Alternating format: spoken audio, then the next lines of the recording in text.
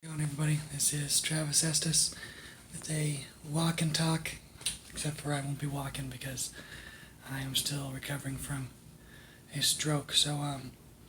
I filmed a video last Monday. It's Friday now. I haven't posted it yet. I'm gonna post all these videos in a little while. Currently I can't really read or use computer screens very well. So like typing out titles and descriptions and selecting the right videos, get them uploaded is kind of hard. And also, my first video was a bit of a Debbie Downer. I wanted to be a little more positive. Maybe I'll wait till I have a few and have some good progress before I post them all. And I'll date them and put part 1, 2, and 3 and whatnot, so that people can know the timeline of what's going on. This is Travis Estes. I'm at the Good Samaritan in Phoenix, recovering from a Wallenberg stroke, and things are going well, as far as can be expected from recovery from this type of stroke. I've had a lot of people come visit, and it's been really, really nice having so many friends come and say what's up and, bring dinner so I don't have to eat the hospital food, or just come by and say hi. And, everyone keeps commenting, oh, you're in such good spirits, Travis, you're in such good spirits. And that's great. I mean, I guess it's not that I'm really trying to be in good spirits. It's just kind of the way I operate, I'm always cracking jokes and always trying to find the bright side of things, and truthfully, I have a lot to be thankful for, despite the fact I'm suffering from a 1 in a million medical condition at the moment, and can't really walk or talk very well or read or any of that stuff. But it's okay. I'm gonna get over all of that. I apologize again for the shaky cam. I don't have the greatest control of my body yet, but I'm working on my fine motor skills, and it's going well. So I've been in rehab for a week now. I started last Friday. It's Friday. I'm about halfway through my rehab for the day. I got a 30-minute break before I get back out there, and I can say that it's gone really, really well. I mean, just objectively looking at where I'm at the moment, without contextualizing it with where I've come from, I'm in a pretty bad spot. Can't read, can only walk, 1,000 steps or something before I'm too tired. Can't get out of, I can technically get out of bed and into a wheelchair on my own, but I'm what they call a fall risk, and their concern is that if I fall and injure my head while I'm still recovering from a stroke, it could do some pretty serious damage. Also, I'm still on blood thinners to prevent, any additional strokes from that injury to my artery coming out of my vertebra in my neck. But an impact, like right now I'm covered in bruises just from the small little bumps and stuff that happen as wheelchairing your way around, which I'm not used to. I don't bruise very easy at all. So I've, my physical therapy, some of the stuff I've been doing is like, they'll have you sit down, you get up on your knees, they'll start pushing you off balance, and they hold, I got this belt right here, see? So I have to wear this belt, and so the physical therapist can grab a hold of me and keep me from falling or getting too off balance. So they'll hold onto that belt and they'll push me, and I wobble back in position, and I keep doing that until when they push me, it's like move, and then back in place, move, back in place. So once they've got that, then they'll start throwing little, 3-pound medicine balls at me in different ways, and I'm catching them. If I start going off balance, I'll stop, and then they'll have me go from being on my knees to putting one foot up, kind of like a Captain Morgan-esque sort of position, like a take-a-knee football talk time sort of position, and continue doing that. And all these little all these weird little things they do, having you do like these planks with one arm out, or like following your eyes, looking at this little cat from here to here with your feet planted and looking at a white wall, and all these different little things they do, like add up to you being able to walk with less wobbling, or get your center of gravity found faster.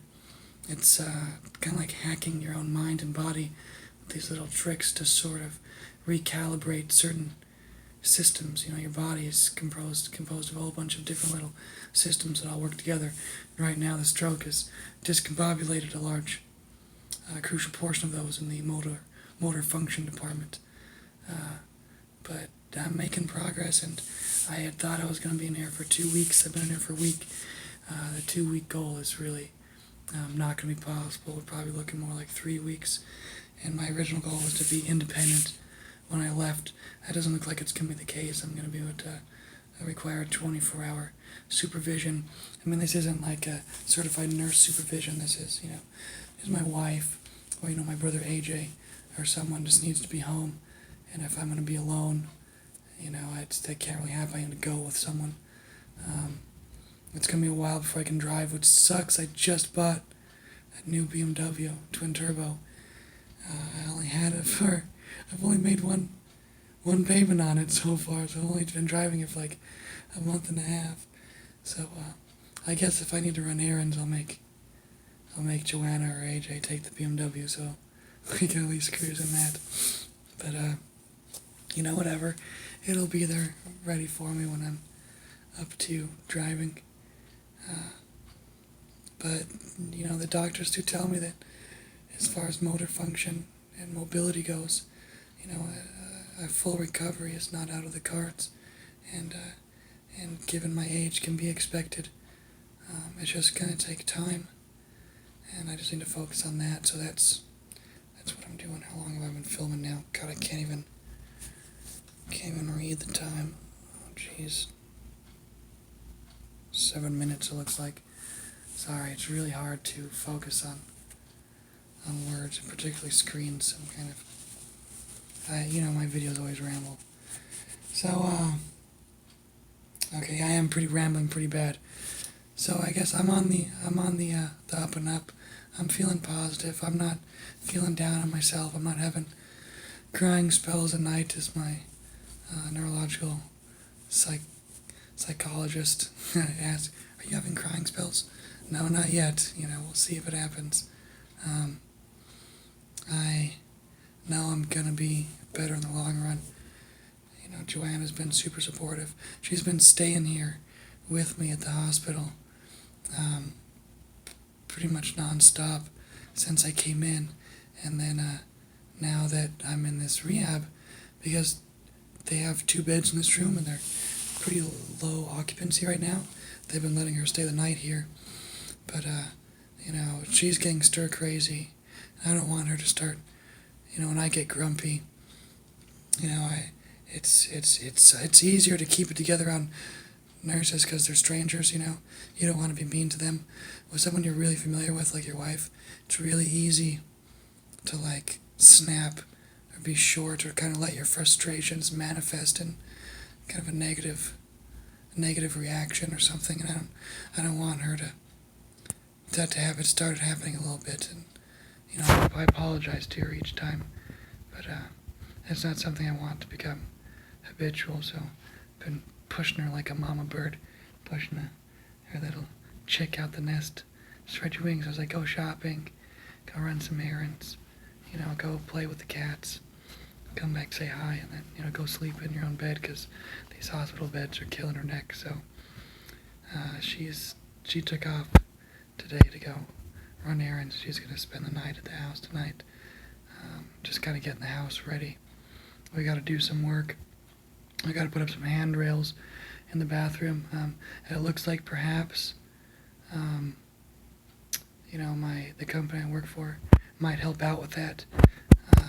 We'll see if that's something they're able to do. Though some people have indicated that they want to help, and that's a way they could help. So that'd be cool. Otherwise, we can buy the stuff and Joanna can install it. I can't use power tools or do any construction work. One of the nurses say I can't, just because, even though, technically I can get out of bed on my own, but I can't. Technically I could try to do it, but I'd probably suck at it, and also using power tools with my poor coordination is probably asking for trouble, so I probably won't do that. But yeah, things are good otherwise. I'm staying busy every day. I'm exhausted. I'm doing an extra hour of physical therapy every day. I'm just trying to stay on top of it. I think I mentioned in my last video that my voice, or maybe I didn't, but my voice, my vocal cords are half one side is paralyzed, which is why my voice is like this. That can be fixed over time. It's not a huge deal. They can do a temporary fix by injecting it with collagen, which will give the other side that's functioning something to push against, so it won't be so airy and won't have those kind of raspy sounds. Raspy sounds is that kind of paralyzed vocal cord kind of just flapping, it's flapping against the other one.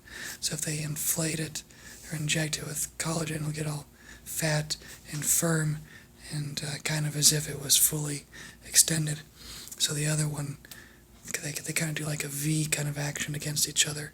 So one would be like this, and the other one would, I can't move my hands that well. One side would move against it, and this side would just be fixed. So my voice will be different, but it won't be so, it won't sound like my voice is totally blown like it does now. And the vocal therapist said to just not fight it, not because it's paralyzed, not try to talk, make my voice sound like normal, because there's no way for me to do that without engaging a lot of throat muscles that shouldn't be used for vocalizations, and then kind of training my vocal cords to work in a way that's very tiring and potentially damaging in the future once it's fixed. Though my vocal cord, it may become unparalyzed, much as my swallowing issue. I couldn't swallow at first, and now I can swallow. Another fun thing, I took it off for the video. As you can see, I've got all the lights and stuff dimmed. Curtains are drawn over there. But when I go outside, I wear these bad boys because the lights give me a headache and cause my eyes to have problems. So I gotta walk around in a walker with these bad boys, hobbling around with my beard that is in desperate need of a trip to the barber. And then, let's just say it makes me feel a lot older than I am. I need like a Korean vet cap and I don't know, I don't know, something old people have. I need to pull my pants up to my belly button or something like that.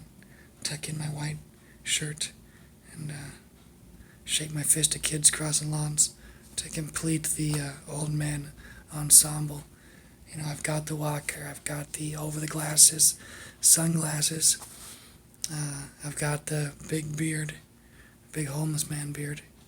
So I strike quite the pose when I'm out there on the rehab level, doing all of my rehab. Oh, I started using free weights too. I can do a military press, like 8-pound dumbbells. It's pretty, it's pretty good. Actually, I can do more than that, but they have me doing like 3 sets of 15. And truthfully, that wears me out. It's really sad to be cut so low. The physical therapy is humbling because you're doing things that 2 weeks ago would have been just not even a consideration. You could have done them for it all day long, and you do them for 5 minutes, and your legs are shaking, your muscles are twitching, you're covered in sweat. And it's not just physical exertion, it's the mental exertion of trying to get your body to do what you want it to do and forcing to try to stay balanced. So there's a lot of mental sweat that's happening with this stuff. So I'm going to post these videos. I'm going to have Joanna help me out tonight. And I'm going to link them to my Facebook. And if you guys have questions that you'd like me to answer about what it's like. Really anything. Nothing's off the table. I'm happy to share. I'm kind of in a unique situation now. I'm a 35-year-old who's had a Wallenberg stroke. It's so rare. So if I'm sure a lot of my friends have already Googled it, looked at the Wikipedia page, but I had a pretty severe case of it. Pretty much every single symptom of it I exhibited to an extent. But I'm going to make a pretty good recovery because of my age and just, the level of my physical strength and agility and all that pre-stroke was pretty high. So, if you have questions, how I'm doing, how I'm feeling, what does this feel like, just whatever, just shoot me a message on Facebook, you can reply to this video on YouTube. If you're one of my friends, you can call me. I answer my phone sometimes. If you shoot me a text when Joanna's around, I'll have her read them to me. Or you can shoot me an email. Joanna's got my email set up on her phone, so she can check emails for me now. Or just my Facebook as well. Joanna can assist with that. So, let me know what you want to know. My last video I had no lesson learned, positive message. So I guess I hadn't really thought of that when I started filming. So there's a couple things I've taken out of this. One, I'm never one to when someone's in the hospital, they were really sick. I get really anxious and uncomfortable to go to the hospital because those places give me anxiety. So I've kind of hesitated unless someone is really, really laid up. I don't really go to the hospital to say what's up. But it's been really, really nice to have people come visit me. So that's changing my perspective on how I approach that. I think I'm going to think less about how I feel about something and try to think more about how someone else thinks about their situation. At least go make those appearances and bring a card and a little, flowers or something. Because it's meant a lot to me when people come and did it. I'm not trying to guilt trip anyone who hasn't come seen me. It's totally cool, that's not what I'm saying, but if you have a desire or need, don't let your hang-ups keep you from doing something that you'd like to do. The other thing is everyone says I got this great positive attitude, and I can see that when people visit me, they come in real kind of somber. And, I start joking with them and talking about the future, telling stories, and I can see a weight is lifted off their shoulders, because they're like, oh, Travis he's positive, he's in a good spirits, that's a good thing. That's a good thing to have. And that's just the way I've always been. When everyone says a positive attitude is so important. And honestly, this is really hard, guys. This is really hard. Even with the positive attitude, if I was having a negative attitude right now, I could see going to a dark place really fast. That affecting motivation levels to do my physical therapies. I could see it negatively, impacting my family and friends who are here to support me. Because right now we have this positivity it's feeding off each other, Someone's positive, someone laughs, I laugh. We joke about how it sucks, but, at least we're going to get through this together. And it's just, you got an energy of things are getting better. And it could very easily be a vibe of, just downward spiralness. People come in with a certain mood, and then my reactions lower their mood, right?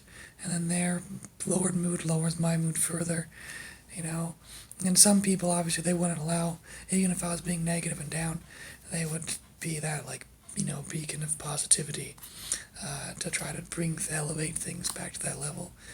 But, it's just better if you can be positive. And if being positive in a really messed up situation like this is good, it's even better for when things are well. Just have a good attitude. Be kind, smile, don't sweat the small things. Shoot, don't sweat the big things if you can help it, Just go out and try to find the best in every little thing that you're doing. The other thing is I have a lot of friends who are nurses. And they tell me these horror stories about, how, people treat them like crap, or they're just, cleaning bedpans, or this or that.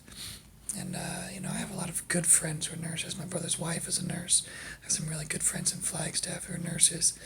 A lot of people in my life that I love are nurses. My cousin's a nurse. And so I think about them when I'm interacting, and even when something's bad or they have to deal with something, like gross, and I be sure to thank them. I remember their names. Just to have a very courteous and positive attitude with them. And the truth is again, that's a feedback kind of mechanism, because they come in and they, I've heard my friends tell me that when you've got a patient who's just nice, you can't help but be nice back to them. People become healthcare professionals because, when it's a good job, it pays well, but it's because they want to help people. And so when they get someone who makes helping them easy, it's, it just makes their job more rewarding. So, and also, they're more willing to help you, and they're going to look out for you better. So, always be nice to those who are taking care of you. Positive attitudes, and it's okay to be down too, and it's okay to tell people you're down.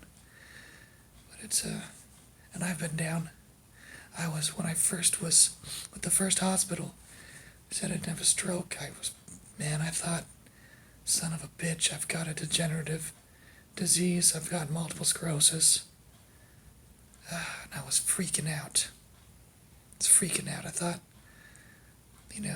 it's gonna get worse. It's gonna get worse, and I'm gonna die in this state. And I communicated that to people, and it got me stressed. But, I got over it, got through that, and found out it was a stroke, which itself sucks, but part of me was like, yes, things are going to get better, not worse. Things are going to get better. And I think for that I'm pretty thankful. So anyways, I'm slow and rambling normally, but with my poor speech ability right now, my ramblings are even longer. I can't even read this. Oh, but now I'm late to my physical therapy, so I've got to go, guys. I'll talk to you later. Thanks. How do I pause this bad boy? Stop.